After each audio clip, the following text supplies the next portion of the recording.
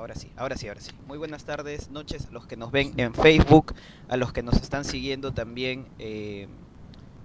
directamente, a los que nos ven por diferido en YouTube y a los que están en la escuela directamente. Buenas noches chicos, buenas noches a todos. El día de hoy vamos a continuar con nuestras escuelas de Aprendo Comunismo en Casa. Escuelas que básicamente son dirigidas a nuestros compañeros aspirantes a la militancia en todo el Perú que nos están viendo y aspiran a ser parte de la Juventud Comunista del Perú Patria Roja. Como parte del entendimiento de la realidad y como parte también de la comprensión de los fenómenos que pasan hoy, como lo último que estamos viviendo, que es la expresión más clara de la lucha de clases, la situación de la segunda vuelta electoral en el Perú, ¿no? Vamos a comenzar, o hemos comenzado con nuestro segundo bloque, el bloque de economía marxista. Ya tuvimos al profesor Acurio, ¿no? La semana pasada, Roberto Acurio, quien estuvo explicándonos un poco el funcionamiento del capitalismo. Y el día de hoy, ¿no? Ya nos van a presentar al ponente, pero vamos a estar viendo un poco de historia de la economía. Yo sin más, para no comerme la presentación del ponente, les pido bastante disciplina, por favor, bastante disciplina respecto a la situación de la escuela, ¿no? Y recuerden que esto está subido a YouTube, recuerden que se queda en Facebook también. Entonces, vamos a pasar con Diego. Dieguito, por favor, presenta al ponente e iniciamos la sesión. Buenas noches con todos compañeros aspirantes y camaradas que nos miran por Facebook o diferido por YouTube. Esta cuarta sesión formativa del ciclo 2021-1 del Aprende Comunismo en Casa tratará sobre la historia de la economía, una breve ponencia sobre la evolución de los modos de producción. En esta ocasión estará a cargo de Juan José Albarracín, licenciado en Relaciones Internacionales con estudios en Políticas Públicas por Plasco, y también es militante del Partido Comunista Argentino. Antes de iniciar con la ponencia, quisiera también nuevamente invocar a la disciplina. Sabemos que esta coyuntura política es bastante agitada, pero es labor del joven comunista poder afrontar todas estas contradicciones y continuar con su formación. Así que, sin más, le doy la palabra al camarada Juan José para que inicie con su ponencia. Qué bien, Diego. Bueno, muchas gracias, Diego y Manuel. Como decían los muchachos, buenas noches a todos.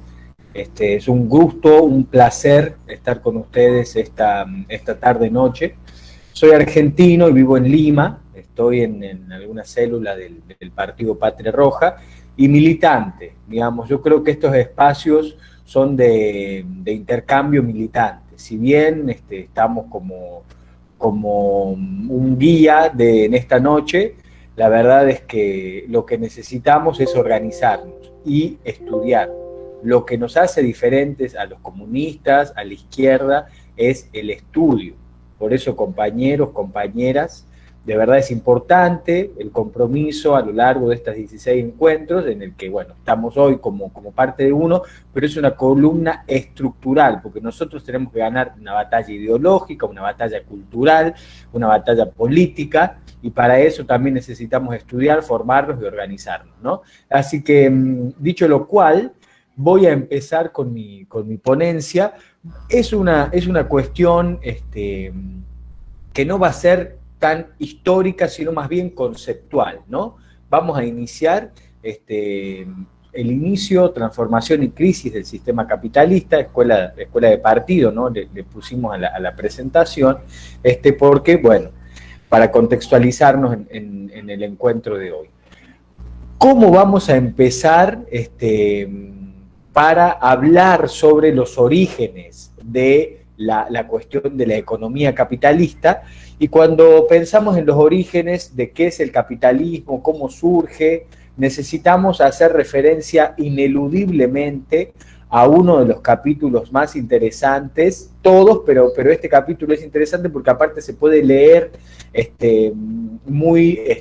digamos, sacándolo de lo que es la obra en general, que es el capítulo 24 del tomo 1 del Capital, la llamada acumulación originaria.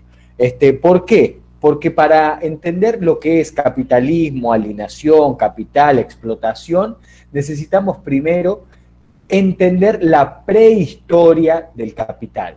Es un proceso histórico, con leyes históricas, que Marx trata de dilucidar muy concienzudamente en el Capital. Para ponernos en contexto, Marx escribe a los 30 años el Manifiesto Comunista. Me decían los compañeros que lo van a ver ustedes, digamos, ustedes mismos, no es parte de la escuela, pero Marx escribe a los 30 el Manifiesto y a los 50 escribe el Capital. O sea, después de dedicarle una vida interesante a estudiar este fenómeno del capitalismo, y le da en este contexto del capítulo 24 los fundamentos teóricos, ¿no? ¿Qué es la llamada acumulación originaria? Es el proceso de donde salieron el obrero asalariado y el capitalista. Tuvo como punto de partida la esclavización del obrero. ¿Por qué? Porque antes de que exista el capitalismo, existía el feudalismo. Como proceso histórico no vamos a ver la cuestión del feudalismo, pero sí sabemos que era la distribución de la tierra, no de la tierra, sino del trabajo de la tierra, un señor feudal que controlaba grandes espacios de tierra y le daba a sus siervos para que puedan trabajarla.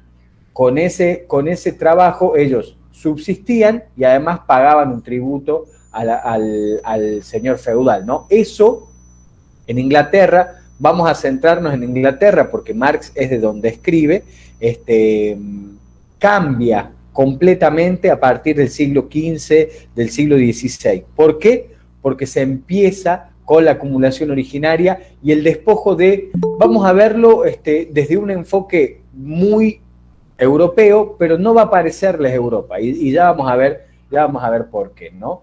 El secreto de la acumulación originaria, ¿no? Marx le da siete como estadios a lo que es la acumulación originaria, porque le sirve metodológicamente como para ir desde el inicio del secreto hasta el final, que es la acumulación capitalista, ¿no? Es el momento donde se separa el productor de los medios de producción, ¿no? Un poco la imagen trata de ilustrar que se trabajaba la tierra. En Europa estamos acostumbrados hoy a que sea grandes academias, grandes digamos, idearios de capitalismo, pero obviamente en lo que fue el siglo XV, el siglo XVI, se trabajaba la tierra, como se trabaja la tierra en América Latina, pero ese trabajar la tierra va a sufrir con el secreto de la acumulación originaria un cambio histórico que va a ser trascendental para la humanidad, que es la separación de los medios de producción del productor. Proceso histórico precapitalista, en el que nacen, y lo vamos a poner entre comillas, la clase trabajadora libre, la fuerza de trabajo libre, la clase trabajadora desposeída de los medios de producción, porque la alienaban de su propio producto y es libre, vamos a ver por qué esa libertad le ponemos entre comillas, de ofrecerse como fuerza de trabajo. Para que nosotros lleguemos a esta libertad de la fuerza de trabajo, tenemos que estudiar antes, no lo vamos a ver en estas clases, pero ¿qué tiene que ver con la teoría del valor trabajo con Smith y con Ricardo? Pero Smith y Ricardo nos cuentan una historia en la que la violencia, la sangre, el despojo, la explotación no aparecen. Y eso es el motor de la historia para que después el proletariado tome los medios de producción en una revolución. Para eso estamos nosotros hoy. De hecho, ¿por qué? Y es muy importante, digamos, yéndonos hacia este momento histórico, ¿por qué, si alguien me lo puede decir así rapidito, somos proletariados? ¿De dónde sale el dicho proletario? ¿Alguien tiene idea? Bien, entiendo que no, pero proletario quiere decir que solamente le pertenecen sus hijos, solamente le pertenece la prole, no le pertenece la tierra, no le pertenecen los medios de producción, no le pertenece, ni su fuerza de trabajo, porque la tiene que vender libremente en el mercado, solamente a la clase trabajadora es proletaria porque le pertenecen los hijos. ¿Cómo fue expropiada el suelo de la población rural? Vamos a ponernos en contexto. Feudalismo, trabajo de la tierra, pago del tributo al señor feudal.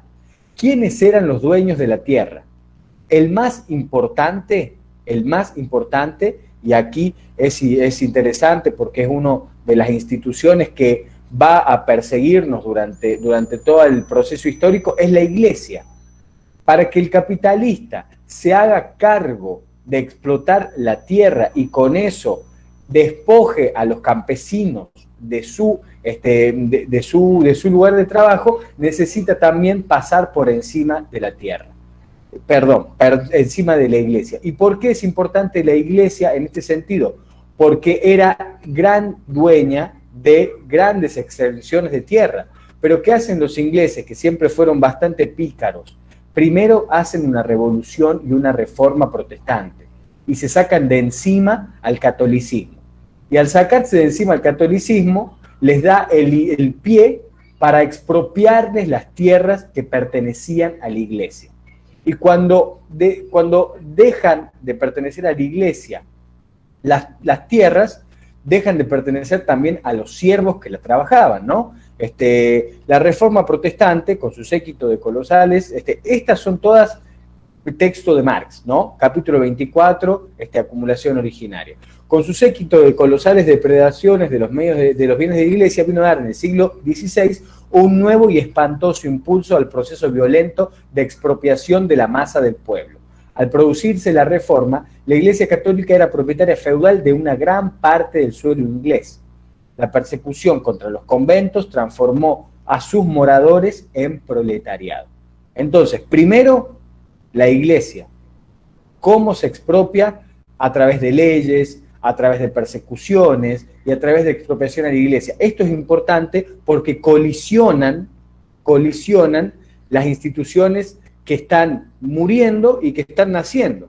El capitalismo nace y para nacer tiene que despojar de la tierra, que era el elemento que más generaba riqueza, aún hoy, de la Iglesia, y además del campesinado. Ponemos la Iglesia porque lo situamos en un contexto histórico, pero Marx da cuenta, en el capítulo 24, de las vejaciones con las que persiguen, con la violencia con la que persiguen al campesinado para que se venda como fuerza de trabajo libre, ¿no? Vamos a hacer algunas apreciaciones un poquito más adelante, pero para que dejen de trabajar en la tierra hay que quitársela, y para quitársela hay que utilizar la violencia.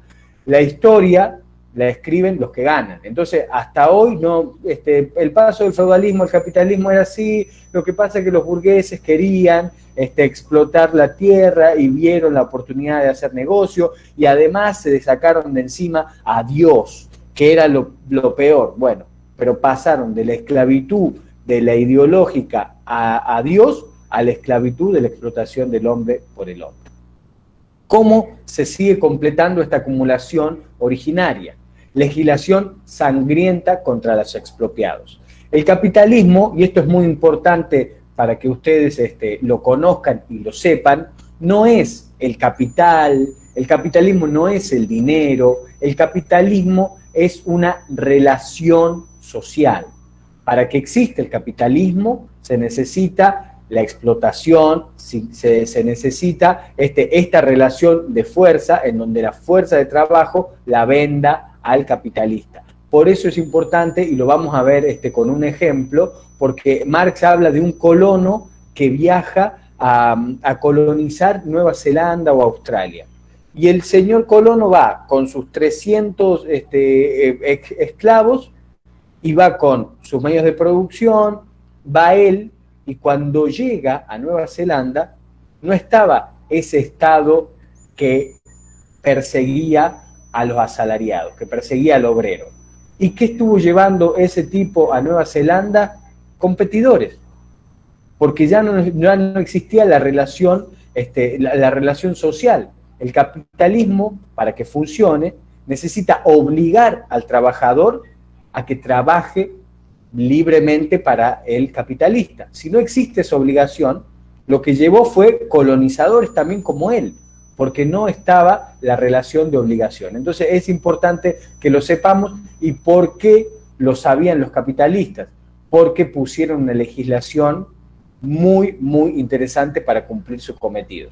El capitalismo puso una ley de salario máximo.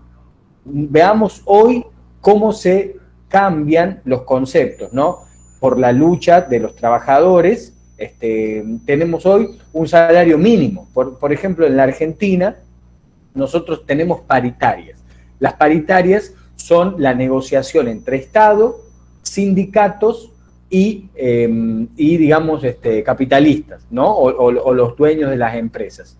Ahí se estipula un salario mínimo. En este caso de la legislación sangrienta contra los expropiados, dice Marx, se fija un salario máximo. El que le pagaban más de ese salario o el que exigía más de ese salario, cárcel, exclusión, persecución.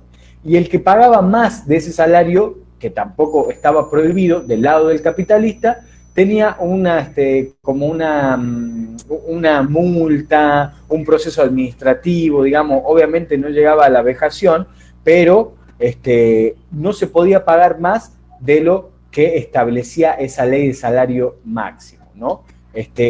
Otra ley interesante, como para no aburrirnos con las cuestiones de leyes, era la ley contra la pobreza. ¿Por qué una ley contra la pobreza? Te dejan sin trabajo, ¿no? A los campesinos.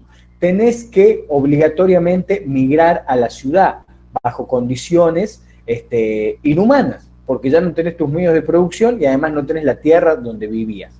Muchos de los campesinos empiezan a vagabundear. De hecho, en América Latina también están esas leyes contra el vagabundo, está la ley contra los vagos mal entretenidos, decían en Argentina. Entiendo que en Perú tiene que haber sido exactamente lo mismo, porque todo el que estaba en condiciones de trabajar tenía que hacerlo. Entonces, recibía azote y reclusión los que vagabundeaban, pero ¿cómo no vas a vagabundear en un contexto en el que ya no tenías medios de producción, ni la tierra, ni eras dueño de tu fuerza de trabajo? Tenías que venderla libremente. Y algo interesante que fue cambiando con el tiempo, pero es importante porque hoy son los adalides de la libertad, son los adalides de la civilización. En Inglaterra, los niños mayores de 14 años eran obligados a trabajar. Tiene que ver con el contexto, ¿no? Obligados a trabajar. Y si no trabajabas, o al ejército, o podía ser carne de cañón para la esclavitud. La esclavitud, otro de los secretos de la acumulación originaria, y Marx lo dice fuertemente. Por ejemplo, ciudades como Liverpool, muy vinculadas a sacar negros del África y dispersarlos por América, dispersarlos por las Indias Orientales. Todo tenía que ver con un sistema de acumulación originaria que estaba concatenado, que dio origen al capitalismo, ¿no? Seguimos, entiendo, bueno, voy viendo la hora, como estoy hablando solo, por ahí quiero verle las caritas, pero como estoy hablando solo, me van diciendo, ¿no? Porque uno, parece que estoy ciego, sordo y mudo, como Shakira. Génesis del arrendatario capitalista, y esto es importante, porque el capitalista no es el dueño de la tierra, sino es el que la explota. Por eso, dice Marx, los contratos de arrendamiento eran entonces contratos a largo plazo, abundando los de 99 años. Fíjense que te daban el contrato de 100 años y obviamente la depreciación constante de los metales preciosos y del dinero daba a los arrendatarios, a los capitalistas, la ventaja comparativa, porque explotaban a sus trabajadores, porque tenían ya medios de producción más tecnológicos para trabajar la tierra, no necesitaban tantas manos, como dice, ¿no?, la influencia inversa de la revolución agrícola, no necesitaban tantas manos, pero la tecnología, las revoluciones industriales les permitían trabajar la tierra con mejor productividad, y además no le pagaban lo suficiente a los dueños de la tierra, a los terratenientes, porque tenían contratos de 100 años. Entonces, esa acumulación originaria, ¿no?, de lo que generan de plusvalía a sus trabajadores y de lo que no le pagan precio justo a los dueños de la tierra, también es uno de los elementos para crear esta acumulación originaria, ¿no? De este modo, dice Marx, se enriquecía a un mismo tiempo a costa de los jornaleros y del propietario de la tierra. El capitalista no es el dueño de la tierra. Lo que necesitaba el capitalista era que esa tierra se vuelva productiva y que se concentre. La tierra en el feudalismo estaba repartida. Además había tierras comunales que se trabajaban como comunas y que no todo el producto de su trabajo iba a parar a las mismas manos, ¿no? Los trabajadores, los campesinos, vivían de su misma cosecha. Hay una industria interesante que Marx es como la que en el momento más afluencia tiene, que es la de la lana, de los hilados. Y obviamente cuando uno trabaja con los hilados se hace su propia ropa, digamos, en esa cuestión tan rudimentaria que nos parece muy difícil pensarla hoy, los campesinos trabajaban la tierra y además trabajaban esas pequeñas industrias, esas pequeñas artesanías, y con este cambio de la entrada de los capitalistas a despojarlos de la tierra y a matar al régimen feudal, necesitan vender su fuerza de trabajo para subsistir, ¿no? La influencia inversa de la revolución agrícola sobre la industria. ¿Y por qué? Porque cuando uno tiene que migrar del campo a la ciudad, y eso se ve también mucho en nuestros países, la migración del campo a la ciudad es traumatizante, es difícil y además te quitan, digamos, tus medios de producción. Se me viene mucho a la mente cuando estaba empezando a ver el tema, la cuestión de Colombia. En este momento, Colombia tiene un proceso brutal de desplazamiento de los campesinos para que cultiven la coca, para que los narcos cultiven coca. Y obviamente ese proceso se sigue dando hoy. Por eso es interesante que esta acumulación originaria la veamos en su contexto histórico, pero que también veamos que muchos de los capitalistas, para explotar la tierra, que es, como decía Ricardo, es finita, porque se acaba la tierra, no todos, no es como las finanzas, ¿no?, que crean dinero de la nada, sino que la tierra se acaba. Es interesante porque esa tierra los capitalistas habían visto que era necesaria para destruir el feudalismo, matar a Dios, y del otro lado explotar a los campesinos y convertirlos en la fuerza de trabajo y meterlos dentro de la relación de producción. A pesar de haber disminuido el número de brazos que la cultivaban, la tierra seguía dando el mismo producto o aún más, ¿no? Por eso el campesino lanzado al arroyo, esto es todo Marx, no es que yo me puse filosófico, sino que en verdad es todo Marx. Les pasé obviamente el texto para que lo puedan ver tranquilamente y lo lean y hagamos intercambios. Voy a dejar mi mail, porque las interpretaciones son pocas, pero sí tenemos enfoques diferentes. Desde Perú, cuando hablo de migración campo-ciudad, seguramente se les vengan muchísimas imágenes a la cabeza. Pero también en estas crisis capitalistas como la que estuvo viviendo Perú el año pasado y con la pandemia, mucha de esa migración estaba volviendo al campo, ¿no es cierto? O sea, ya el trabajo, que es el medio de subsistencia del proletariado, de los asalariados, bueno, ya no es una cuestión solamente de la ciudad en estas crisis, ¿no? La expropiación y desahucio de una parte de la población rural no solo deja a los obreros sin sus medios de vida y sin sus materiales de trabajo disponibles para que el capital industrial los utilice, sino que además crea el mercado interior. ¿Por qué crea el mercado interior? Porque antes lo que producía el campesino, ropa, comida, sobre todo, ahora estaba en manos del capitalista. Y el capitalista lo vendía al campesino. Para subsistir el campesino ya no podía trabajar su tierra, sino que tenía que vender su fuerza de trabajo. Entiendo que me interrumpen, Manuel, Diego, algunos de los compañeros, si vamos muy rápido, si no se entiende, me van diciendo, porque es interesante que hagamos intercambio, si así lo prefieren, porque es importante conocer lo que tiene que ver con la acumulación originaria, ¿no?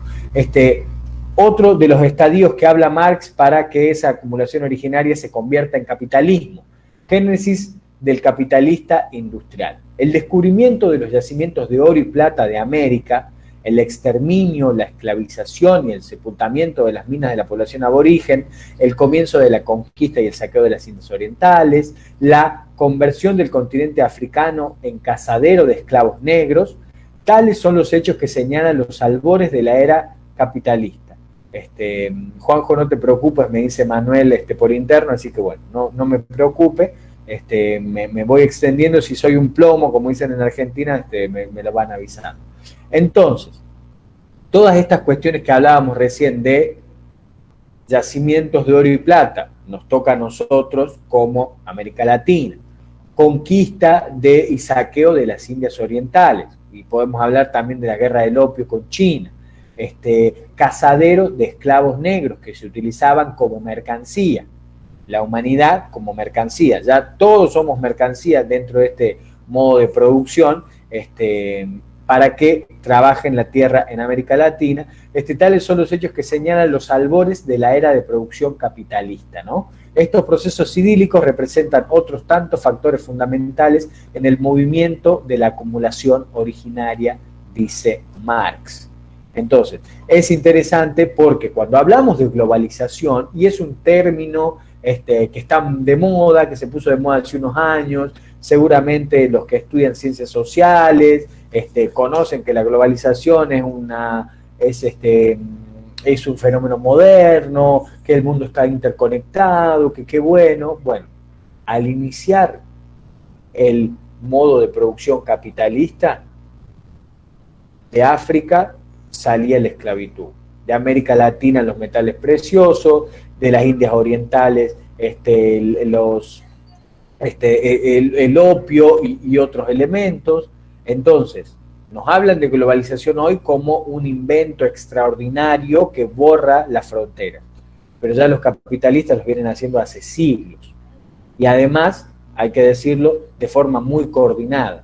Lo que pasa es que la ambición los hace pelear entre ellos, lo que decía un poco Lenin, ¿no? Cómo las potencias se disputan esa hegemonía. Pero cuando hablamos de globalización también tenemos que hacer relación a esto, porque para que el capitalismo nazca o empiece a nacer o que se dé esa acumulación originaria, necesitaron de la esclavitud, necesitaron de nuestros metales preciosos, necesitaron también de las conquistas de las Indias Orientales. Y acá me quiero detener también, porque cuando hablamos de todo esto que tiene que ver con distintos lugares del mundo, ya empezamos a hablar de colonialismo, ¿no? Me parece muy interesante, si en algún momento lo van a ver, yo entiendo que sí, porque recién me decía Manuel que van a tocar ese tema, Frantz Fanon, no lo vamos a traer hoy porque no tiene mucha relación con el tema, pero después, por favor, lo buscan a Frantz Fanon, que habla de las cuestiones de coloniales, y por qué también es importante saber el colonialismo, porque hay un sistema que lo empieza a envolver y que lo convierte en lo que tiene que hacer todo buen capitalista que se precie de tal, ¿no? Desde el momento que nace el gran capitalismo, también nace la deuda pública, también nacen los bancos, también nace el tributo, se empieza a ordenar la vida detrás del Estado, que antes no existía el Estado, digamos, este proceso económico viene aparejado de un proceso político, el nacimiento del Estado-Nación tal como lo conocemos. Y el Estado-Nación, para los marxistas, es solamente el que reparte el juego para que el capitalista tenga siempre las de ganar.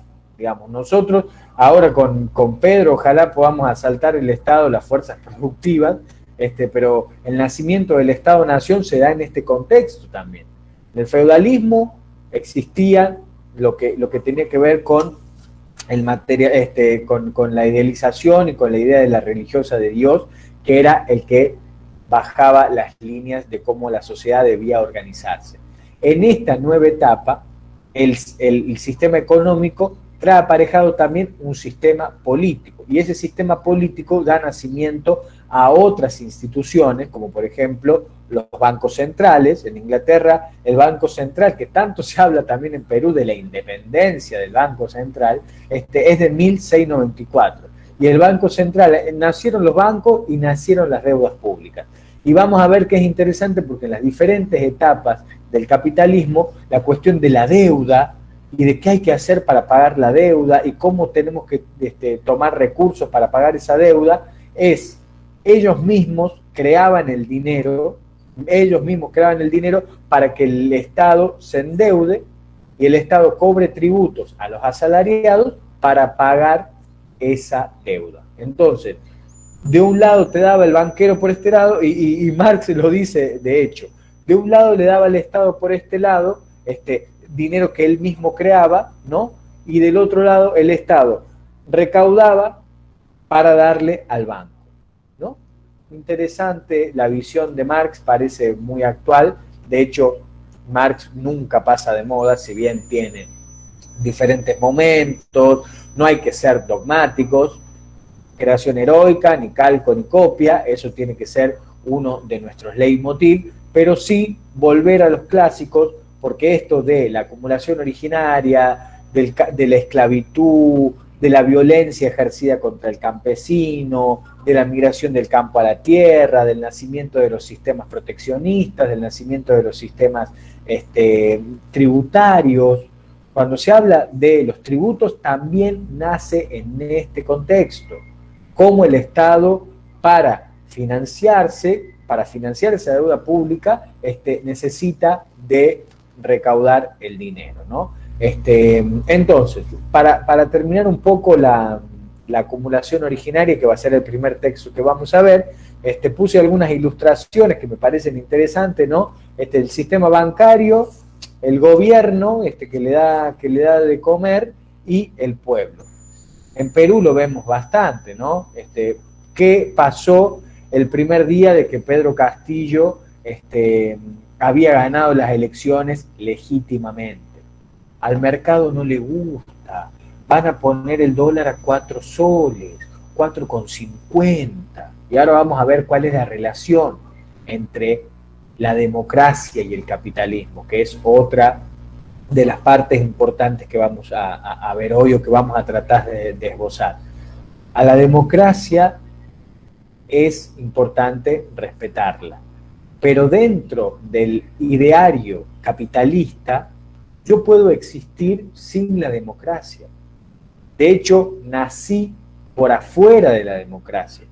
Otros contextos históricos me hicieron ver a la democracia como un aliado estratégico para construir esta amalgama de capitalismo y democracia en el que vivimos. De hecho, ponele que sea democracia eso también es materia de discusión. Pero digamos, así, dice Marx, el desarrollo de la gran industria socava bajo los pies de la burguesía las bases sobre que ésta produce y se apropia de lo producido, ¿no? La burguesía produce ante todo sus propios sepultureros.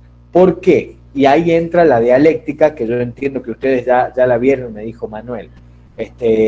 Ese gran descubrimiento de Marx del materialismo histórico y la dialéctica quiere decir que con avances y con retrocesos, las fuerzas productivas tienden a o deben ir a ser soberanas, deben ir a democratizar los medios de producción.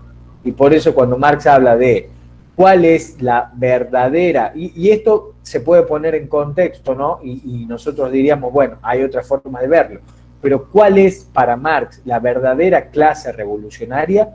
Para Marx es el proletariado industrial. Y aquí es una verdad de perogrullo, ¿no? que se repite bastante, que en nuestros países no tiene asidero porque nosotros no tenemos industria. No lo vamos a ver hoy también, pero los intentos en el siglo XX, sobre todo en el siglo XX, por construir una industria nacional, una industria regional y a partir de eso tratar de construir también un proletariado industrial, como siguiendo los pasos del marxismo, ¿no? Que el sujeto revolucionario verdadero es el proletario industrial. Bueno, tenemos otros puntos de vista.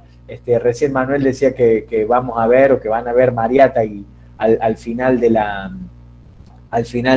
escuela. Mariátegui tiene otro punto de vista, pero para Marx, en este contexto inglés, los capitalistas, al despojarlos de la tierra, los capitalistas al explotarlos como fuerza de trabajo, los capitalistas al ponerle legislación que los persiga para que trabajen, porque libremente no iban a trabajar, porque obviamente necesitaban esa coacción, esa violencia por parte del Estado, y además los que podían ser libres, porque vimos que la esclavitud era una moneda corriente.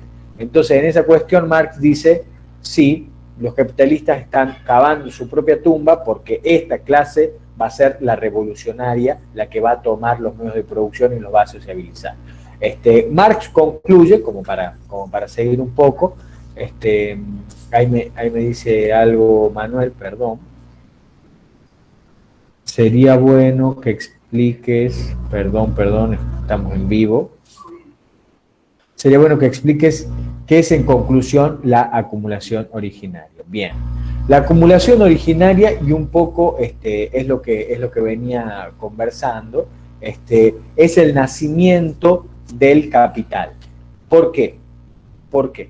Porque la acumulación originaria es la creación de la relación social que constituye al campesinado como fuerza de trabajo y que constituye la fuerza de trabajo disociada de los medios de producción. Entonces, para que exista el capitalismo, primero tiene que existir la fuerza de trabajo despojada de sus medios de producción, es decir, la tierra. Por eso, cuando se migra del campo a la ciudad, esa relación social de fuerza de trabajo, medios de producción y dueño del capital necesitaba esa fuerza de trabajo. Y esa disociación de no podés trabajar digamos, no podés vivir de lo que trabajás. Tenés que trabajar y vivir del salario. Y por otro lado, construir las relaciones de poder en base a venta de esclavos, sistema bancario, sistema tributario, para que esas relaciones sociales te constituyan y te pongan en ese sistema, digamos, en la cúspide del sistema, o para ejercer el poder que el capitalismo necesitaba y que no tenía en el sistema feudal. El sistema feudal no había capital posible porque la fuerza de trabajo no era libre, sino que trabajaba para sí. Lo que tuvieron que hacer los capitalistas es disociarla, vamos de nuevo con esa cuestión, disociarla de sus medios de supervivencia, de sus medios de producción, y además convertirla en fuerza de trabajo que trabajen para el capitalista. ¿Y qué va a hacer ese capitalista con esa fuerza de trabajo? No lo vamos a ver hoy, pero va a generar la plusvalía. Por eso es importante conocer que esa fuerza de trabajo, como decía Marx, y la generación de plusvalía, que es el corazón de la crítica al sistema capitalista que hace Marx, necesariamente antes necesita despojar al campesinado de la forma de vivir. Entonces, lo que dice Marx como conclusión es, si el dinero nace con manchas de sangre, el capital viene al mundo chorreando sangre y lodo por todos los poros, desde los pies a la cabeza. Se dice muy fácil, ¿no? Despojar de sus medios de producción. Pero persecución, esclavitud,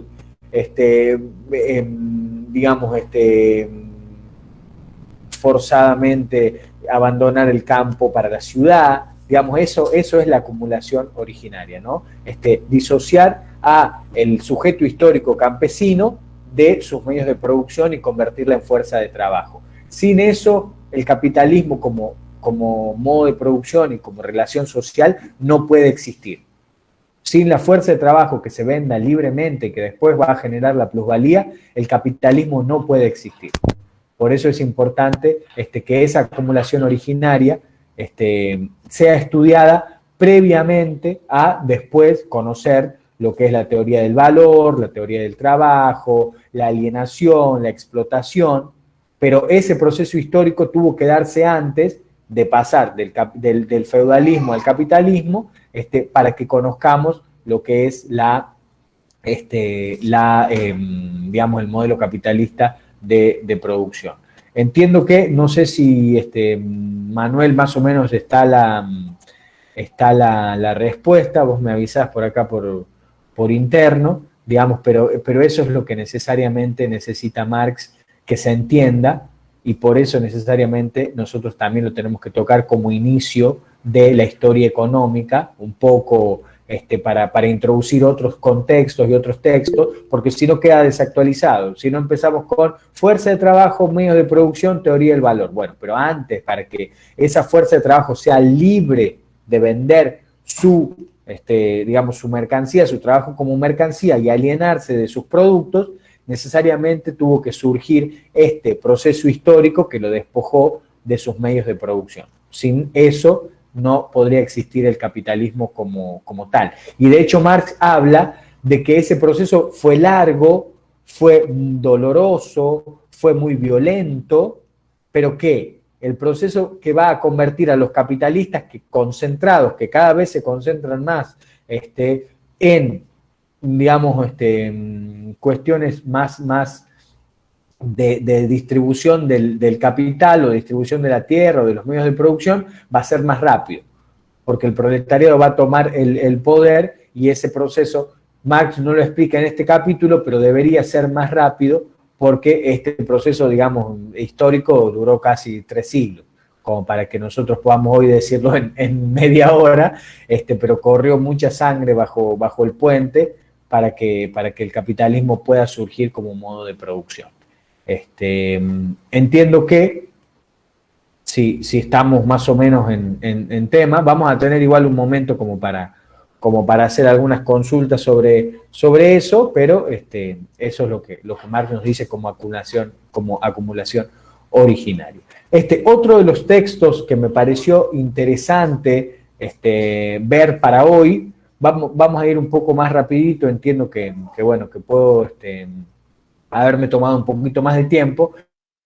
3 fuentes y 3 partes integrantes del marxismo. Como es una escuela introductoria, me pareció importante, es un texto de Lenin muy cortito, que habla de las cuestiones de por qué el marxismo es uno de los elementos constitutivos y que no tiene nada ni de sectario, ni de dogmático, sino más bien que viene a echar luz con todo, con el momento histórico que está viviendo por lo menos la URSS, ¿no? Porque él habla de uno u otro modo, toda la ciencia oficial y liberal defiende la esclavitud asalariada, y eso recién veíamos, ¿no?, qué significaba la venta de la fuerza de producción, esclavitud asalariada, dice Lenin, mientras que el marxismo ha declarado una guerra implacable a esa esclavitud.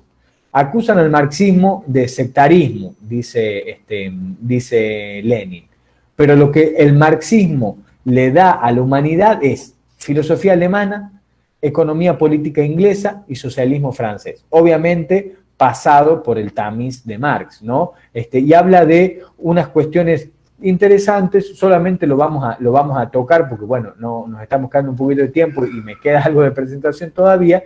Dice Lenin: el materialismo histórico de Marx es una enorme conquista del pensamiento científico. Al caos y la arbitrariedad que imperaban hasta entonces, le da un sentido histórico y político, dice.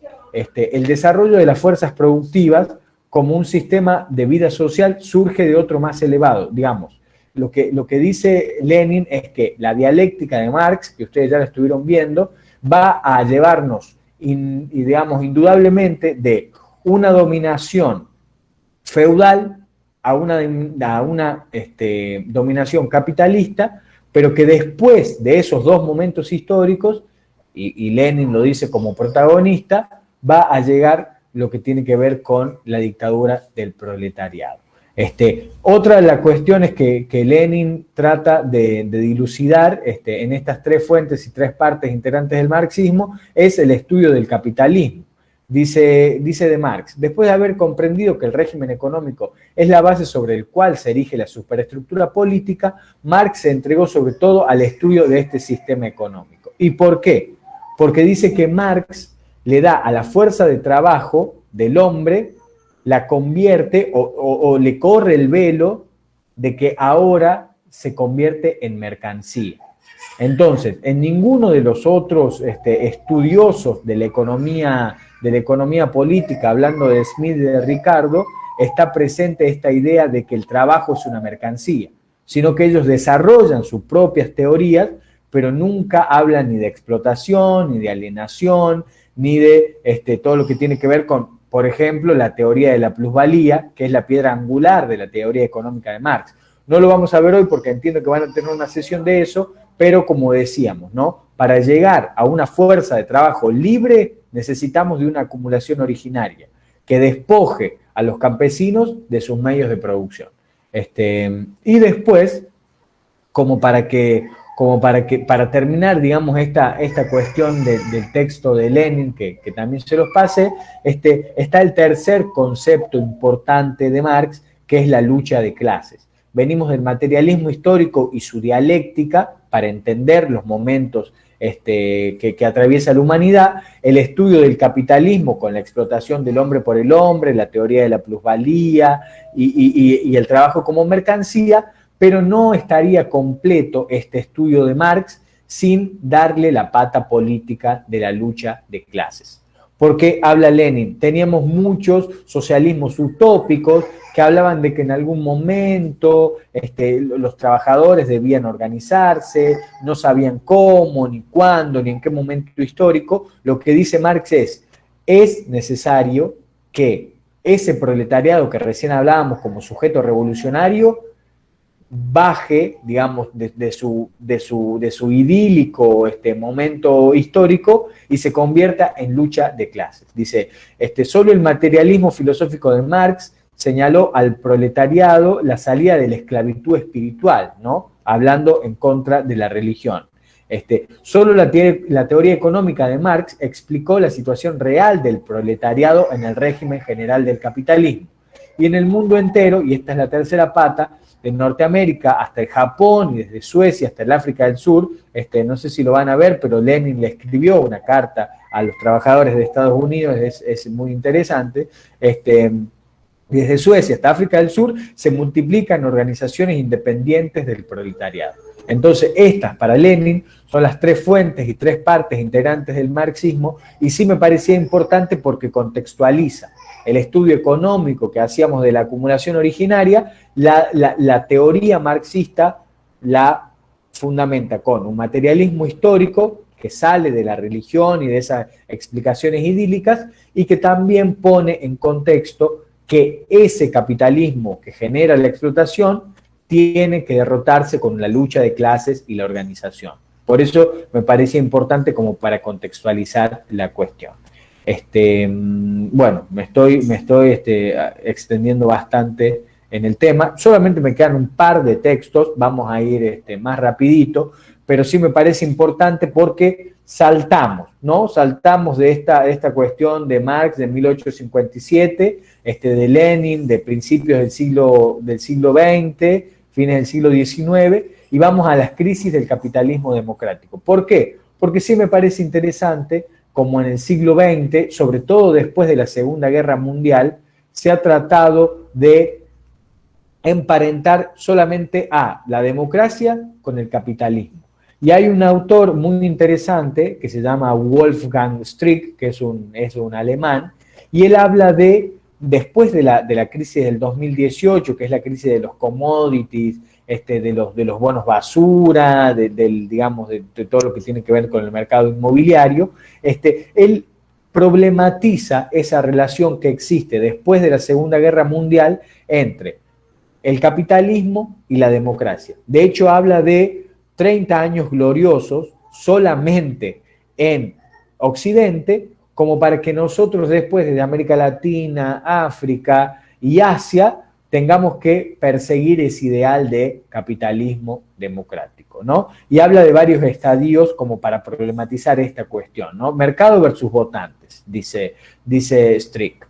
Se debería dejar a los mercados al margen de interferencias políticas. No sé si les suena más o menos de lo que estamos hablando. Por eso me parecía interesante este texto, porque parece descontextualizado, pero cuando lo vamos leyendo, por ahí nos salen algunos titulares de los diarios de estos días. Se debería dejar a los mercados al margen de la interferencia política. Sus lamentables distorsiones derivan de un exceso de democracia, más exactamente de que políticos irresponsables pretendan llevar la democracia a la economía. Interesante como para hablar. ¿Cuáles son las crisis del capitalismo democrático para Strick?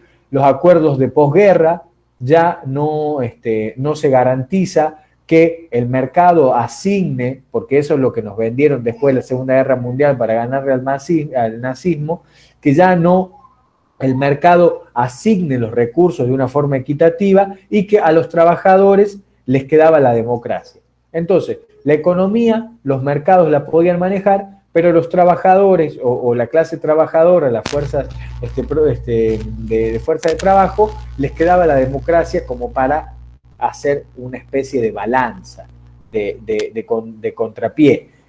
¿Y por qué el Estado estaba en el medio? Digamos, porque en la segunda mitad del siglo XX el Estado tenía un papel preponderante. El Estado benefactor, sobre todo en Estados Unidos y en Europa, tiene un papel preponderante porque es el que trata de apaciguar los ánimos entre estas dos clases, ¿no? Lo que habla Strick de otro de los elementos de la crisis es baja inflación, mayor desempleo, ¿no? Y ahí hablamos un poco de esas caídas de acuerdo de posguerra, porque llega un momento con la crisis del petróleo en el 73 que la inflación y el gasto público, ¿no? Que es tan vilipendiado siempre, llevaba a que el capital se deprecie. Entonces lo que dijo Thatcher y Reagan fue, bueno, vamos a bajar la inflación, pero vamos a tocar otra variable de la economía que es el desempleo. Y por eso esos acuerdos de posguerra de pleno empleo, ya económicamente hablando, que el capitalismo trataba de brindar como uno de sus acuerdos con la clase trabajadora, era el pleno empleo. Bueno, eso ya es una variable de ajuste. Hay una desregulación de la deuda pública, o sea, lo que habla Thatcher y Reagan es el Estado gasta demasiado y hay que achicarlo al Estado como sea.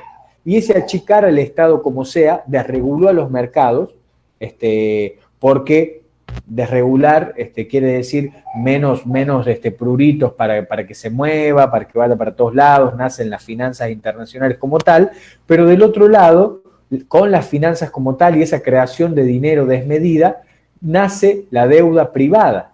Y es muy interesante porque Estados Unidos se maneja así. Yo creo que un poco Perú tiene ese modelo. Para ir a la escuela, deuda. Para ir a la universidad, deuda. Para atenderte en el hospital, deuda. ¿Quién contrae la deuda? Ya no el Estado como servicios básicos, sino cada uno. Yo si quiero estudiar, me endeudo. Yo si quiero ir al dentista, me endeudo. Entonces, esa desregulación da a los mercados financieros muchísimo lugar para crear dinero, para que esos derechos que antes el Estado proveía a los trabajadores, ahora los deja libre albedrío y el que tiene que acceder a esos derechos ahora son mercancías. Y para acceder a esas mercancías necesitamos de la deuda. Conclusión, ¿no? Strick dice, los partidos políticos que se oponen a la austeridad, obviamente hay más elementos, pero bueno, yo sabía que tenía un lugar acotado esta noche, ¿no? Los partidos políticos que se oponen a la austeridad deben ser aplastados inapelablemente en las elecciones nacionales.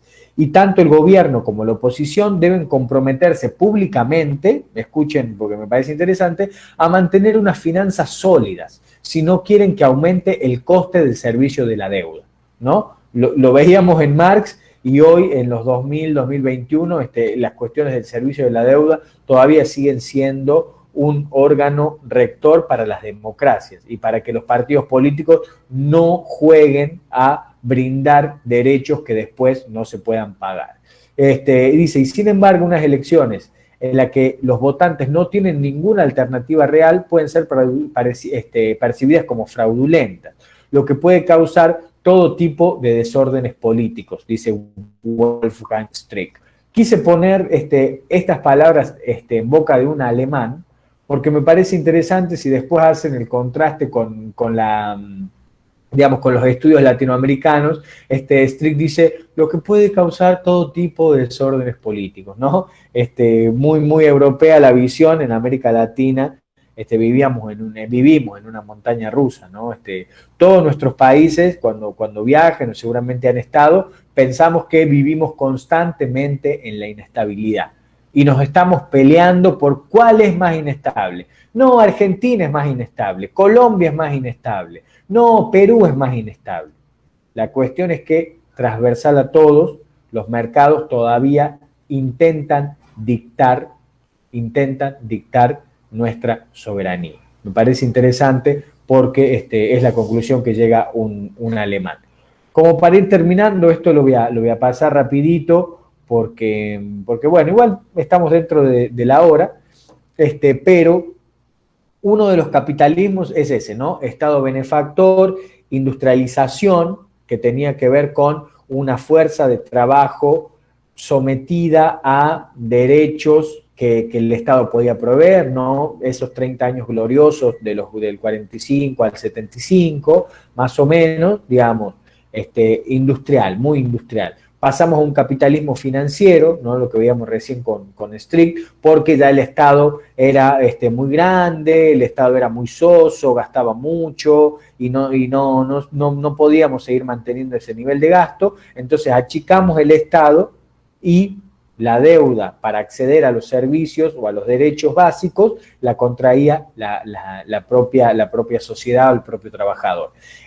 Hay un estadio que viene posterior a la financiarización y es un estadio que tiene más que ver con lo tecnológico, lo informático, lo inmaterial. Entiendo que hay mucha controversia con este tipo de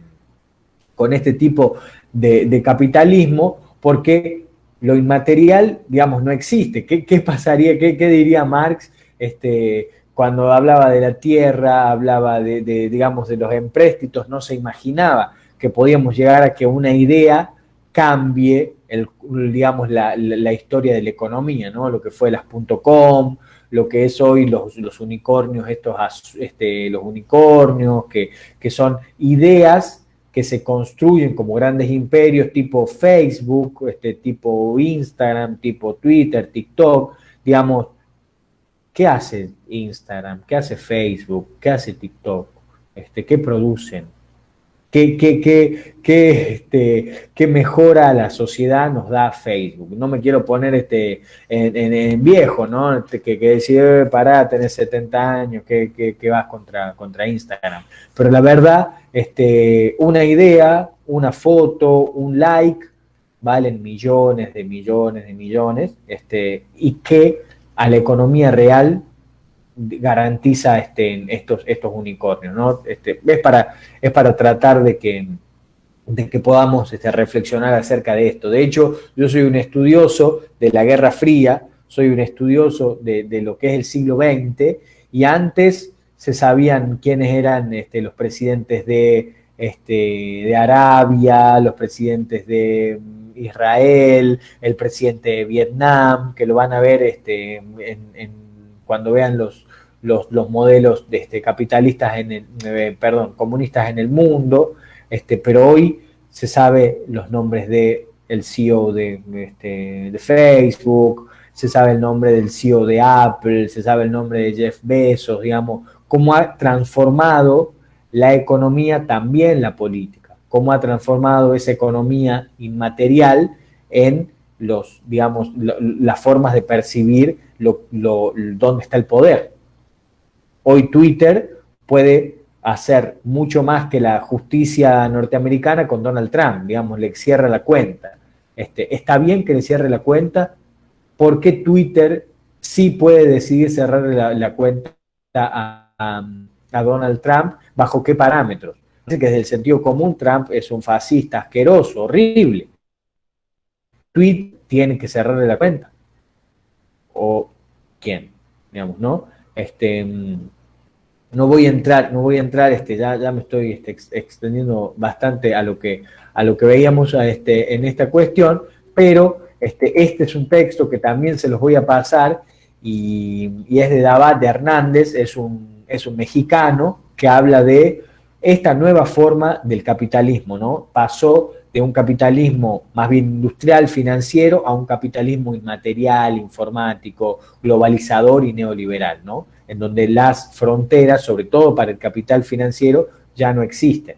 Pero también habla de cómo pega a cada una de las regiones del mundo ese capitalismo, ¿no? En América Latina podemos decir que la desigualdad se siente se agudizó, pero podríamos decir lo mismo en China. En China, no sé si van a tener una clase especial en China que lo tildan de capitalismo, pero no. Digamos, la cuestión china es para un estudio, es para conversarlo, pero los chinos fueron bien interesantes en esta cuestión del nuevo capitalismo, porque en este nuevo capitalismo es donde más se desarrollaron, en la industria de las ideas. Hoy China puede competir con Estados Unidos porque tiene una industria ya fortalecida por su mercado interno, pero también sale a disputar en el sentido común, sale a disputar en las redes sociales, sale a disputar en la idea o en el ideario de una cultura china que viene a transformar el mundo sin explotación, que viene a transformar el mundo y que sale de la pobreza casi la mayoría de su población. Entonces es interesante porque en el capitalismo anterior, y para hablar un poco de lo que es el cambio geopolítico que plantea Davat, China y Estados Unidos eran aliados. Los chinos ponían la mano de obra barata y los americanos podían poner las ideas, los medios de producción. Hoy los chinos se apropiaron de esos medios de producción, de esas ideas, y de hecho la están desarrollando cada vez mejor. Ya cuando vemos un celular chino, que tiene que ver también con este mundo de las ideas y de lo informático, ya no decimos, ay, pero este chino no, me deja pata en 2 meses. Yo tengo un Huawei, hace 3 años creo que lo tengo, hasta que lo ahogo y no le pasa nada. Y podíamos pensar de eso, de China. En Perú, sobre todo, veo muchos autos chinos, que hace 10 años tener un auto chino era de lo más bajo, de lo peor. Hoy leemos en los diarios internacionales que los autos chinos ya están siendo diseñados bajo estatus propio, ya no son copia, sino que ya son una mejora de la tecnología que tenían y que heredaron de los Estados Unidos. Entonces, como para pensar que este tipo de capitalismo inmaterial, más tecnológico, más desarrollado, tiene ganadores y perdedores, y hay una declinación muy importante de los Estados Unidos dentro de este capitalismo, que todavía se ampara en lo militar, es importante, en lo comercial sí es importante, pero en la cuestión de, sobre todo en la pandemia, del desarrollo de la industria farmacéutica, del desarrollo de esa idea de Pax Americana que van a salvar el mundo, bueno, ha quedado en evidencia que los Estados Unidos no salvan a nadie. Si ustedes tienen amigos que viajan a Estados Unidos y que se ponen la vacuna, hubiera sido mejor que manden las vacunas en vez de que las clases altas y medias altas de nuestros países tengan que viajar allá a ponerse la vacuna que solamente se la dejaron para ellos, ¿no? Avengers no existe. Es una de las conclusiones que nos deja la pandemia, y es una de las conclusiones que este nuevo capitalismo inmaterial a Estados Unidos lo agarra mal parado. Eso dice Davat, y un poco nosotros también lo podemos observar hoy. Si Estados Unidos, por ejemplo, estuviera en otra posición, Keiko sería la presidenta de Perú. No me cabe ninguna duda. No tengo dudas, pero tampoco tengo como dicen, no tengo la certeza, pero tampoco tengo dudas, si hoy Estados Unidos fuera la potencia que supo ser en los 70, en los 80, en los 90, que ahí hablábamos de Reagan y de lo que fue el advenimiento de las dictaduras en los 70, sobre todo en el cono sur, Argentina, Brasil, Uruguay, Chile, hoy Keiko sería presidenta. Y esta cuestión de vincular al capitalismo con la geopolítica es importante porque nos da el contexto más general. Por eso estamos en un momento en el que esta organización de Patria Roja, con la apuesta a nuevos jóvenes, a cuadros nuevos, a formas de organizarse virtuales, porque entiendo que Aprenda Comunismo en Casa es una herramienta de la virtualidad y de esta pandemia. Estamos en un momento, de hecho, con el triunfo de Castillo, de un debate de ideas muy fuerte. Lo que fue, ¿qué es el comunismo de este último año? Creo que no ha estado en nuestras manos por los últimos 50. Entiendo que acá Perú era todo terruco, terruco, terruco. Y hoy todo el mundo quiere saber qué es el comunismo. Y hoy todo el mundo quiere saber qué es el capitalismo, cómo funciona. Y hoy todo el mundo quiere saber y por qué Estados Unidos no dice a través de la OEA que Keiko sea la presidenta. Entonces nosotros, aunque parezcan estos temas que están descoordinados o descontextualizados de lo que estamos viviendo hoy, es importante estudiarlo para tener el fundamento necesario de que este nuevo sentido común, este nuevo debate de ideas, esta nueva lucha de ideas, nos tenga en posiciones de fuerza, de poder, con argumentos sólidos, con la organización necesaria, como decía Marx, para tomar los medios de producción, que va a ser un clic. Ese proceso histórico de acumulación originaria duró 2 o 3 siglos. Bueno, Marx dice que lo nuestro, cuando volvamos y que repartamos los medios de producción, va a ser mucho más rápido. Entonces, estemos preparados para eso. Un gran abrazo. Ahí termina mi presentación. Manuel, Diego, como para que hagamos la intervención, no sé si hay un Kahoot, si hay una ronda de preguntas, si hay una ronda de reflexiones también para el que estuvo atento. Voy a dejar de compartir mi pantalla. Ya, ahora sí. Excelente, Juan José. Vamos con el Kahoot y del Kahoot nos van a salir las participaciones obligatorias y también las voluntarias. Entonces partimos con el Kahoot. Tú nos vas a ayudar un poquito a explicar también el tema del Kahoot. A ver. Ok.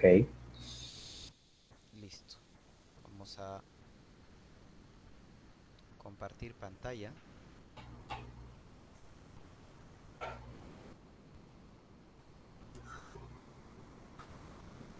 Y de paso vamos a ver el Kahoot que ya está cargando. Listo. Para todos los chicos muy atentos, por favor, en cualquier momento aparece el código.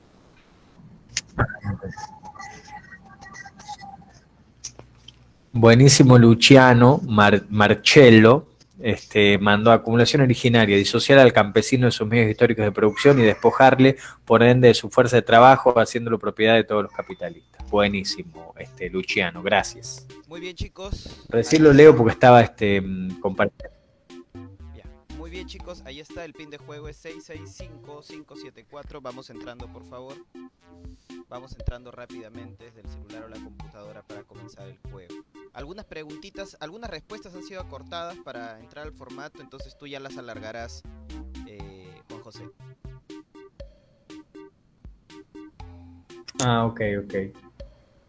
Vamos, chicos. El pin de juego es 665574. Te agradecería, Diego, que lo pongas por favor en el chat. Fabián, José Quispe ya están. Vamos a esperar un par de minutos, chicos, y partimos con los que estén. Lourdes, ¿cómo estás? Alejandro. Recuerden que los primeros puestos de esta sesión son los que básicamente intervienen y de ahí vienen voluntarios, ¿no? Jaime Capcha, buenas. Lucía, buenas. Ángel, ¿qué tal? Vamos, chicos, faltan y más también, de por favor, compañeros, ingresen con sus nombres para poder tener registro y en base a eso hacerles más preguntas. Sí, por favor, ingresen con sus nombres.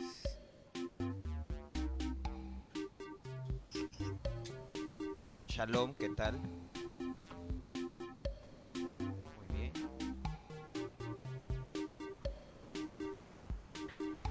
En algunos ya están en el lonche, ¿no? En la cena ya. La cena. ¿Hasta qué hora es el lunch acá? ¿Las 6, 7? ¿Ya es tarde? Bueno, no es... Ahorita no son es- las 8 acá. Sí, no es súper obligatorio. No, pero él está en Lima. No es súper obligatorio tomar lonche aquí Ah, en el Perú. Pero bueno, quienes lo Ah, no, toman, lo Julián. toman a las 6, 7 de la noche. Lo que sí es obligatorio es la cena, ¿no? Hola Taro, vamos chicos, faltan más. Y la cena va de 8 hasta las 10 de la noche a veces, porque la gente llega tarde de trabajar. Claro que sí. Muy bien chicos, faltan más, un minuto más, no voy a esperar más, por favor. Gustavo, ¿cómo estás? 665574 es el código del día de hoy. Nos vas a explicar un poquito las preguntas y nos vas a explicar también un poquito las respuestas, ¿no? Porque algunas están un poquito recortadas por el tema del formato. Ah, ok. ¿Ya? Traté de ponerlas cortas, pero creo que por ahí No, no te preocupes, las explicas. Muy bien, chicos, voy a partir, aunque seamos 10 nada más, porque estoy esperando y todavía no... Algunos faltan, supongo que tendrán problemas. Voy a partir ya en 30 segundos, no más. 30 segundos, chicos. 30 segunditos y parto con el Kahoot. 10 segundos.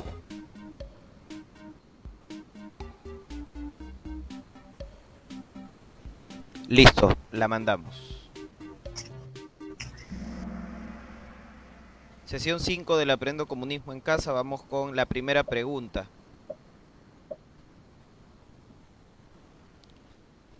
La última pregunta no vale, ¿ah? ¿Qué es la acumulación originaria?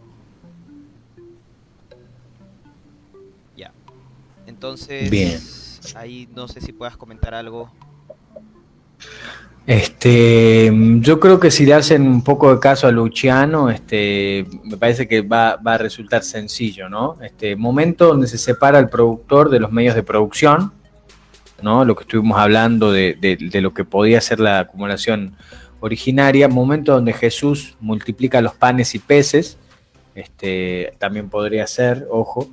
Cada país ingresó de manera distinta a la globalización, digamos una acumulación originaria que tiene que ver con la globalización y despliegue de las tecnologías electrónicas y las telecomunicaciones como acumulación originaria. Muy bien. Entiendo que puede ser un poco más sencillo que Creo que está a la Jesús. vista, Yo ¿no? voy por lo de Jesús, pero no sé los demás. Bueno, vamos con la respuesta era el triangulito rojo. Vamos, José Quispe, felicitaciones, estás primerito. Ahora vamos con la segunda pregunta. ¿Cuáles son las tres partes y tres fuentes integrantes del marxismo? A ver si nos Bien, puedes comentar. ese texto de Lenin hablaba de tres patas interesantes. Y aquí sí está, creo que un poquito más difícil, pero la primera es materialismo histórico, ¿no? Lo que hablábamos de la dialéctica, estudio del capitalismo y acumulación originaria y la explotación del hombre por el hombre y las leyes capitalistas y la lucha de clases como el corolario de esa teoría.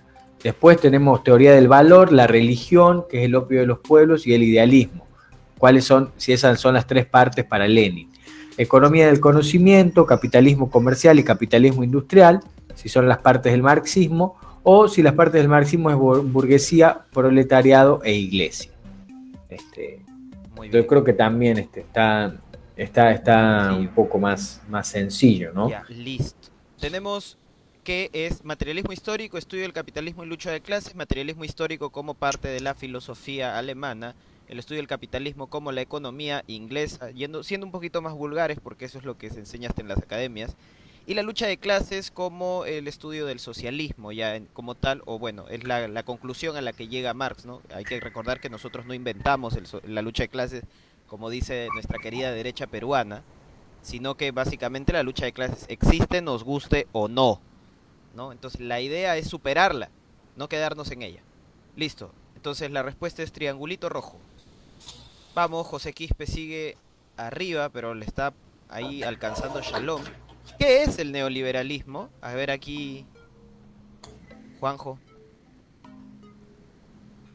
Bien, ¿qué es el neoliberalismo que nos azota tanto? Sistema político-económico con legitimidad popular, puede llegar a ser, propiedad privada absoluta, el individualismo a ultranza y el Estado mínimo, ¿no? Eso también tiene que ver con lo que estuvimos viendo de qué era la deuda pública, o el Estado, que era muy pesado, que ya era lento, que no llegaba a los lugares, que necesitaba dejarle lugar al mercado para que asigne mejor los recursos, la posibilidad de acceder a la riqueza sin importar la procedencia social. ¿Les parece que el neoliberalismo puede ser que todos podemos ser ricos? Yo no sé. Y depreciación de los bienes de la iglesia, saqueo de terrenos comunales, ¿no? Si el capitalismo es eso, si le vamos a quitar a la iglesia del Perú todas las parroquias del país y vamos a poner postas médicas, podría ser bueno, pero no sé si eso es el neoliberalismo. La respuesta fue propiedad privada absoluta, el individualismo ultranza y el Estado mínimo, que de por sí ya no se sabe si puede asegurar la propiedad privada, ¿no? Lo vemos todos los días con las apropiaciones a los terrenos de personas por parte de otros privados, como en los grandes proyectos mineros. Lo vimos con Máxima Acuña y lo vamos a seguir viendo estos últimos años seguramente, si es que este modelo neoliberal no cambia. Vamos, José Quispe sigue a la cabeza. Vamos, esta es la última pregunta, chicos. ¿Qué es el capitalismo democrático? A ver, Juan José. Uy, Shalom está ahí. Bien, el capitalismo democrático, ¿se acuerdan que estuvimos hablando de esa conjunción de esos 30 años después de ganarle al nazismo digamos, el ejército rojo y los americanos, que intenta dar cierta certidumbre a la clase trabajadora para que no se enamore del socialismo, que no se enamore del comunismo, sobre todo en Estados Unidos y en Europa, ¿no? Ese capitalismo de Estado benefactor. Después también cuando, otra de las opciones es cuando el capitalismo empieza a regir como sistema en modo de producción. ¿Había democracia en la acumulación originaria? No sé. La democracia no existe sin la decisión del capitalismo de defenderla. A los capitalismos les gusta la democracia. Es la legislación sangrienta contra los expropiados. Esa es otra de las opciones. A ver si eso es el capitalismo democrático. ¿Por qué comentabas tú o por qué ponías como alternativa? Creo que se me colgó a mí la compu. ¿O? No. ¿Por qué ponías como alternativa que el capitalismo democrático surge después de la Segunda Guerra Mundial e inicia en Estados Unidos y Europa Occidental? Porque los chicos en mayoría han elegido la democracia no existe sin la decisión del capitalista de defenderla. Bien, tenía una trampita, y por eso tomamos lo que tenía que ver con el Wolfgang Streeck. Vieron que el mercado decía, no hay que llevar la democracia a la economía.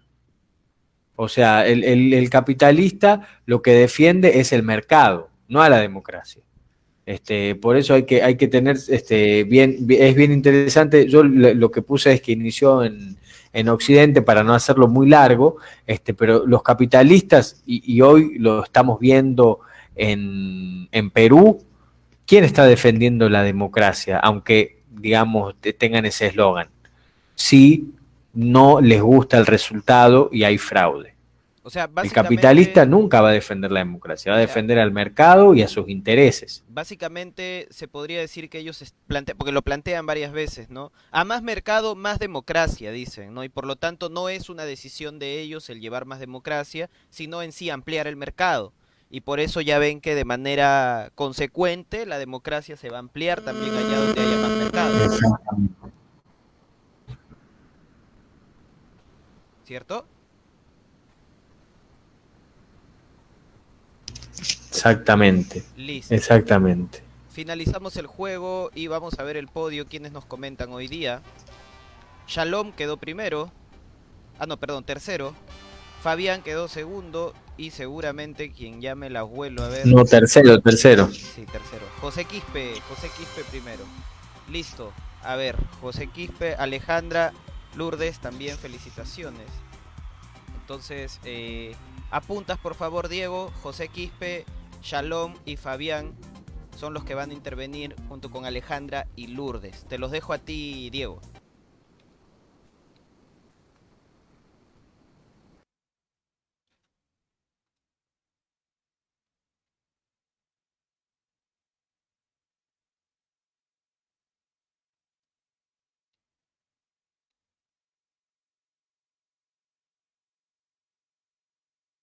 El camarada expositor. Hola, ¿se escucha bien? Sí, sí, se te Buenas escucha noches. perfecto.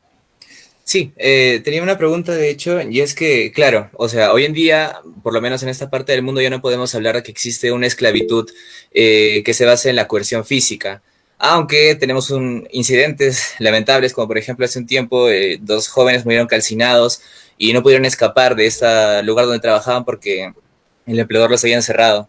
Pero bueno, el hecho es que en general no podemos hablar tanto de una esclavitud por coerción física, sino por una cuestión de, como bien se dijo, ¿no? Que si no vendo mi fuerza de trabajo, pues voy a morir de hambre. Si no me inserto al mercado, pues no voy a sobrevivir. En ese sentido, si es tan evidente el hecho de que no nos conviene estas relaciones que ofrece el capitalismo, ¿cómo es que el capitalismo se hace deseable para las personas? Porque tenemos a la mitad del Perú aún dispuesta a votar por la corrupción con tal de que no se toque el modelo. Entonces yo me pregunto cómo es que el capitalismo se hace, ¿no? Lo que dije, deseable para la gente. Bueno, gracias. Gracias por la Bien, pregunta. Ahora sí te doy la palabra, camarada Juan José, para que la resuelvas. bien.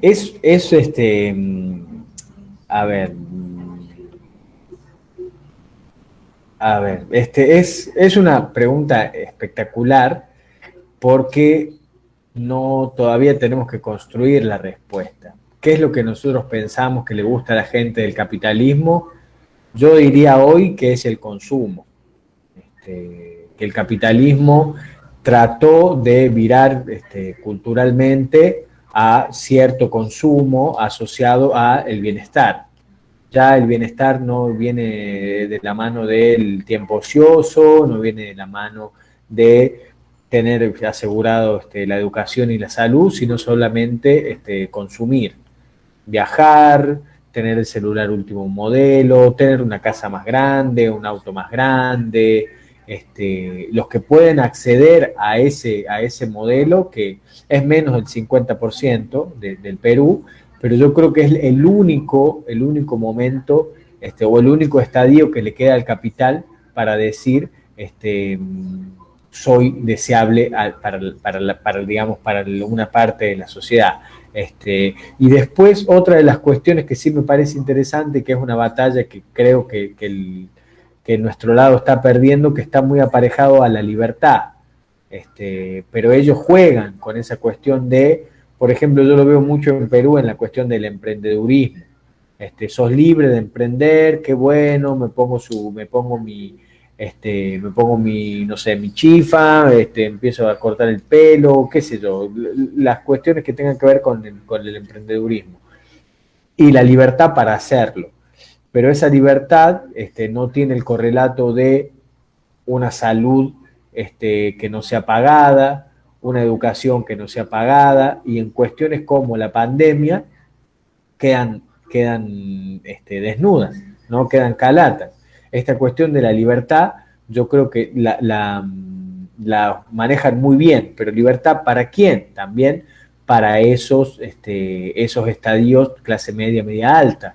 Todos tenemos la libertad de irnos a Estados Unidos mañana. Ahora, ¿quién tiene $1.000 para irse a poner la vacuna a Miami? Todos tenemos la libertad de viajar a Europa y conocer el Coliseo de Roma. Pero ¿quién tiene $1.500 para irte a conocer Roma? Entonces, sí hay digamos, un aparato ideológico, cultural, que lo blinda al capitalismo de sus desigualdades y lo vuelve deseable en cuestiones como hablábamos recién, como Instagram, como Facebook, que estamos viendo por la televisión, a lo que queremos acceder o a lo que deseamos, a lo que aspiramos, pero que materialmente muy pocos podemos llegar. Entonces yo creo que ha construido un sentido común, un bloque histórico muy fuerte de una zanahoria y vos perseguís la zanahoria y perseguís la zanahoria y uno va a llegar, el que es más preparado, el mejor, y entiendo que eso es lo que el capitalismo todavía logra explotar. Y yo entiendo que la pandemia ha desnudado mucho de eso. Entonces, un discurso como el de Perú Libre, que fue el más radical de la izquierda, o no sé si el más radical, sino el más transformador, diría yo, también fue el que más le gustó a la población, o por lo menos en primera vuelta, un 20%, en una elección muy fragmentada, le dio su apoyo. Entonces yo creo que hay que empezar a horadar esas cuestiones de libertad, esas cuestiones de consumo, esas cuestiones de bienestar, que están muy aparejados al sentir capitalista y a la construcción cultural del modelo económico. Yo creo bueno, que es una batalla dura, pero que mucha gente no tiene este pensamiento crítico, no tiene, hasta a veces no tiene noción de su propia realidad para perseguir los objetivos de clase, ¿no? Si fuera tan fácil, lo decía Álvaro García Linera, no sé si lo van a leer, pero el que pueda, por favor, el vicepresidente de Bolivia, él hablaba, en Argentina nosotros perdimos la elección del 2015 con Mauricio Macri. Mauricio Macri es es el hijo de la clase de la élite de Argentina, ¿no? Es él, ojos claros, rubio, mucho dinero, de verdad es como el ideal del capitalismo. Y nosotros perdimos esa elección, siendo que sacó mucha gente de la pobreza, que mucha gente consumió, no sé, se pudo comprar la casa, se pudo comprar el auto, pudo viajar, pero no se transformó eso en conciencia de clase. No se transformó eso en yo, para que esto que me dio el modelo económico lo defienda, necesito ponerme como clase trabajadora o tengo que votar en relación a mis intereses, y así llegó Macri al poder porque no logramos torcer esa sensación de yo me gano lo que tengo con el esfuerzo de mi trabajo, cuando en verdad no es así, porque el contexto político, económico, de regulación, lo dicta un Estado que está por encima de nosotros. Entonces, tenemos que luchar contra molinos de viento, contra ideas muy instauradas, para que ese capitalismo, que en teoría nosotros vemos que no es deseable para nadie, pero tiene como muy internalizada la gente esas formas de verlo, ¿no? Entiendo que puede ir por ahí la respuesta, como para pensarla, ¿no? Como para problematizar, porque me parece muy interesante. Gracias, camarada. Ahora le doy la palabra a Shalom Flores, que quedó segundo en el Kahoot, para que dé algún comentario o pregunta para el ponente. Hola, ¿qué tal? Soy Shalom. Quería agradecerte, Juan José, por la ponencia muy interesante, y esperaré que compartan las lecturas, ¿no? Para poder realizarlas con mayor detenimiento. Y quería comentar nada más que me llamó la atención esto de que mencionabas de la crisis del capitalismo democrático, por el contexto que estamos viviendo, ¿no? Actualmente. Y justo hoy vi una infografía que hablaba de el poder económico, cómo es que captura el Estado, ¿no? Cómo a través de financiar candidaturas con los lobbies, o cuando funcionarios de empresas privadas se meten a cargos públicos, ¿no? O ante campañas mediáticas, y cómo al final terminamos teniendo un Estado débil y con mucha desigualdad, injusticia. Y bueno, eso es lo que me llama la atención. Quería compartirlo con ustedes. Genial, Shalom. Te va a gustar el texto. Me parece muy interesante porque la democracia, de hecho, Keiko utiliza hoy que ella es la democracia. Y vamos a ver en ese texto lo problematiza, digamos, que el capitalismo no busca la democracia, busca sobrevivir. Estas diferentes transformaciones del capitalismo necesita siempre la democracia, no la necesita. Si el fascismo triunfa en este contexto, el capitalismo de hecho va a estar más tranquilo, va a estar más en sus anchas. Por eso me parece muy interesante que hayamos visto ese texto, si bien es académico, de un alemán, pero sí está bueno lo que hace Shalom es trasladarlo a nuestra propia realidad. Ese pensamiento crítico, porque las lecturas son un puntapié, después nosotros le damos el contexto que necesitamos, pero digamos la democracia, como la vendieron hasta ahora, necesita el mercado siempre y el mercado necesita la democracia siempre, más en este contexto, así que gracias Shalom y el texto está muy bueno como para que buceen un poco ahí. Gracias, camarada. Ahora, por último, pero no menos importante, le doy la palabra a José Quispe, que fue quien quedó primero en el Kahoot. Estás con nosotros, camarada, para que des algún... No tiene ni una pregunta. Ok, gracias a ti, José, por asistir y participar del Kahoot. Igual si tienes, no sé, algún comentario o algo que te parezca importante. Alguna compañera que no escuchamos alguna compañera, no sé, la veo a Lucía, no sé si hay alguna compañera más que nos quiera, voluntarios. Así es. Si o algún voluntario. Claro, para realizar una pregunta, un comentario, aprovechando que está con nosotros el camarada Juan José.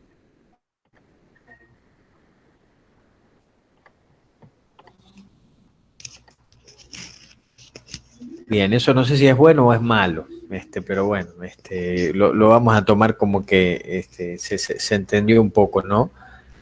Claro, Lourdes, sí. Buenas noches. En primer lugar, quería agradecer por la ponencia, me pareció muy interesante.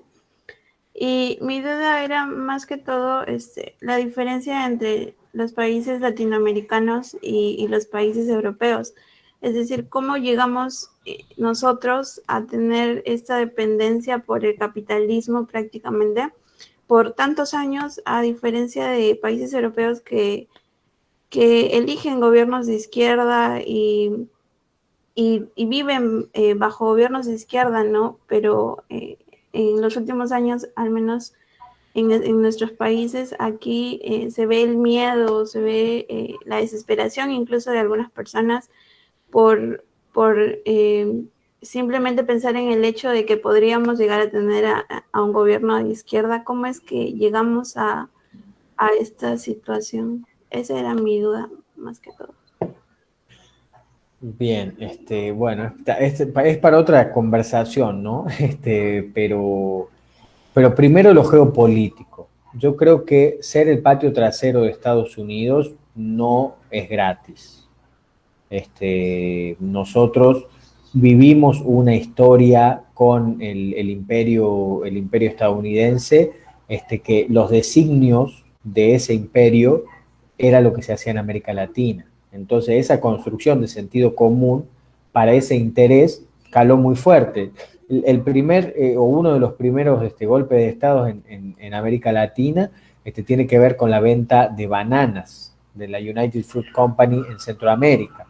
Digamos, hay 3 proyectos bolivarianos de integración y uno es la doctrina Monroe.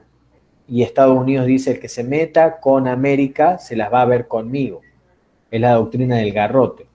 Entonces, esa misma soberanía que reclama a otras potencias sobre el territorio americano es lo que después construye con sistemas judiciales, sistemas económicos, empresas, corrupción. No lo vamos a descubrir nosotros. Eso yo creo que es una de las cuestiones fundamentales, ¿no? Esa dependencia de Estados Unidos nos hace más débiles. nos hace soberanamente más difíciles que otros continentes. Y después, no lo vimos hoy, pero hay dos teorías que hablan de América Latina en términos económicos. Una es la teoría del centro y la periferia. Esa es una teoría de Flaxo que estudié, digamos, en mi maestría, y habla de que el centro produce la tecnología y que a la periferia, que serían nuestros países, no llegan digamos, esa tecnología para desarrollar una industria propia. Esto pensándolo en los 40, 50, cuando nuestros países decían que teníamos que industrializarnos para desarrollarnos. Y otra es la teoría de la dependencia de Cardoso, y habla de que en América Latina no tenemos los medios necesarios porque no tenemos la soberanía necesaria. Digamos que hay un poder que, como necesita nuestros recursos naturales para desarrollar su propia industria, cada vez que se ven amenazados esos recursos naturales, interviene. Y obviamente hay una clase económica que es aliada, y por eso nos parece interesante esto de lucha de clases, porque no es solamente un concepto, digamos, etéreo. Yo me puedo salir a pelear por la democracia en Perú y por el compañero Pedro Castillo como si fuera mi país, porque los comunistas no nos sectorizamos por nación, que sí, que me siento argentino, que viva Messi, que viva el dulce de leche, pero en verdad, y la clase dirigente tampoco tiene esa forma de ver el mundo. Yo soy argentino y no comulgo con Estados Unidos. Las clases elites de nuestros países que persiguen sus beneficios de clase no dudan en aliarse con esos grandes poderes imperialistas para mantener el status quo. Entonces, por varios lugares, esa dependencia y ese miedo a romper esa cadena todavía se ve latente, ¿no? Tenemos mucho miedo de Venezuela, pero no podemos hablar de Uruguay. Tenemos mucho miedo digamos, de Corea del Norte, pero no se habla de China. Entonces, es muy selectivo también el miedo que nos inculcan. Yo entiendo que una de las formas de generar esa transformación es con una unidad latinoamericana muy fuerte, no solamente en términos políticos, sino en términos económicos, un Banco del Sur, cadenas de producción y de manufacturas que estén localizadas en varios países, libre tránsito de personas y de mercancía, aranceles comunes con China, con Estados Unidos, con Europa, digamos, planes más transversales, porque ninguno de nuestros países puede ser soberano por sí solo. San Martín, Bolívar, con todas las cosas que pueda tener, lo vieron de esa forma hace 200 años, porque la realidad de nuestros países es que juntos somos más potentes, somos más diversos y además nos complementamos. Entonces, una de las salidas se dice mucho, parece que lo repetimos hasta el cansancio, pero en verdad Perú tiene mucho para aprender de Argentina, Argentina es lo mismo de Perú, imagínense Brasil, que es un gigante, con toda su diversidad, así que lo que tenemos que trabajar nosotros como aspirantes y como Patria Roja y como comunistas es que los pueblos se entiendan de una buena vez y cambiar ese chip colonizador, porque todavía lo tenemos muy arraigado. De hecho, para darles como un tinte de contexto o de coyuntura más bien, nuestro presidente Alberto Fernández dijo, los mexicanos descienden de los indios, los brasileños descienden de la selva y los argentinos de los barcos, ¿no? Haciendo relación, vinculando a la inmigración en Argentina. Y la verdad que ese es un pensamiento colonial, ese es un pensamiento del siglo pasado. Nosotros tenemos que ver como hermanos latinoamericanos, porque si no nos pasa que este cholo no nos puede gobernar. ¿Y por qué no? Si tiene una sabiduría ancestral que todavía no pudo ser superada por ningún modo de pensamiento. Entonces, tenemos que vincularnos de otros lugares, empoderarnos y siempre con el objetivo de la unidad latinoamericana, que es lo que nos va a salvar. Así que gracias, Lourdes, por tu pregunta. Gracias, camarada. Y ya que estás aquí, aprovecho también yo para formularte una última pregunta, si es que no hay nadie más que quiera participar. Y es que, ¿qué consideras tú que debe hacer la izquierda, o en este caso, qué debería hacer Castillo durante su gobierno, teniendo en cuenta que se va a gobernar en la lógica de la democracia burguesa y no en una de un Estado propiamente obrero? ¿Cuál crees tú que son los principales puntos que se deben de tener en cuenta y qué objetivos deberían de concretarse? Bien, yo creo que el objetivo más importante que tiene Castillo es la Asamblea Constituyente.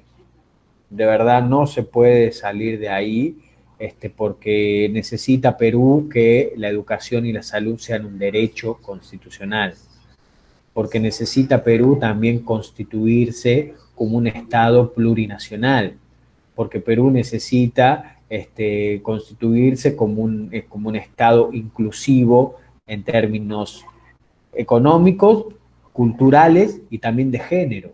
Dejar atrás cuestiones machistas, cuestiones patriarcales. Por eso entiendo que el feminismo, cuestiones como el aborto, matrimonio igualitario, tienen que estar dentro de Castillo. Y en las cuestiones de los medios de producción, sobre todo, brindar la herramienta necesaria para que primero el pueblo se eduque en esta nueva coyuntura tecnológica y después desarrollar ese Ministerio de Ciencia y Tecnología para tener soberanía sobre patentes de producción y de tecnología. No sé, desarrollar lo que tiene que ver con la minería y productos manufacturados en Perú, cacao y los productos manufacturados en Perú, no sé, yo lo pienso y de verdad me parece una tontería, pero últimamente yo veo el café en el Perú, es riquísimo el café en Perú, tanto así como en Colombia. ¿Saben quiénes son los que producen las máquinas del café en el mundo? Los italianos producen las máquinas de café en el mundo. ¿Cuándo vio un Tano un cafetal? Obviamente deben haber venido, pero nosotros tenemos que desarrollar las fuerzas, los medios de producción aparejados a nuestra diversidad, nuestros recursos naturales y desarrollar la tecnología para construir en manufactura. Pero entiendo que como primera medida tiene que ampliar la base Castillo, pueblos originarios, que hay que luchar muy fuerte contra el racismo, luchar muy fuerte contra el machismo, contra el patriarcado, ampliar esa base y dejar al Estado en un lugar más fuerte. Esto no se puede hacer de la noche a la mañana, pero entiendo que la Asamblea Constituyente cumple todos esos requisitos y hay que empujar para eso. Muchas gracias, camarada. Gracias a sí mismo por la ponencia, ha estado excelente. Ahora le doy la palabra al camarada Taboada para que dé unas últimas palabras.